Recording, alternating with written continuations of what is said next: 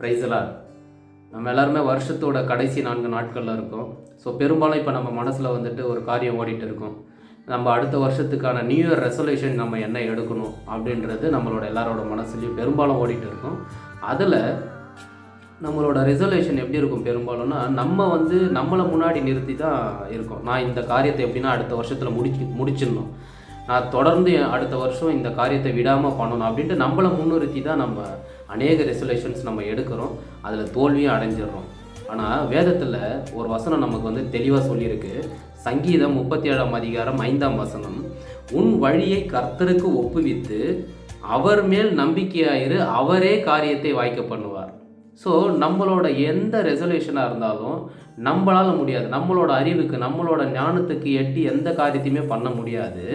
ஆனால் நம்ம எந்த ரெசல்யூஷன் எடுத்தாலும் அதை அவரோட கரத்தில் கொடுத்து, ஏசப்பா நீங்கள் இந்த காரியத்தை நான் பிரயாசப்பட போகிறேன், இதை நீங்கள் நடத்தித்தாங்க அப்படின்ட்டு அவரை முன்னிறுத்தி அவரோட கரத்தில் நம்ம எந்த காரியத்தை நம்ம ஒப்படைச்சு அவர் மேலே நம்பிக்கையாக இருந்து விசுவாசித்து இது தொடர்ந்து நான் பண்ணுறதுக்கும் இந்த காரியத்தை நான் அடுத்த வருஷத்தில் அச்சீவ் பண்ணுறதுக்கும் உண்மை மாத்திரமே நான் நம்பி இருக்கிறேன்னு சொல்லி அவரை நம்பி இருந்தீங்கன்னா நிச்சயமாக கர்த்தர் எல்லா காரியத்தையும் கைகூடி பண்ணுவார், வாய்க்க செய்வார்.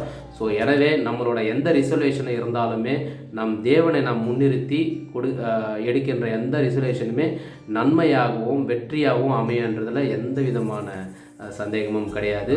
ஸோ கர்த்தர் நம்மை ஆசீர்வதிப்பார். Have a good day. Thank you.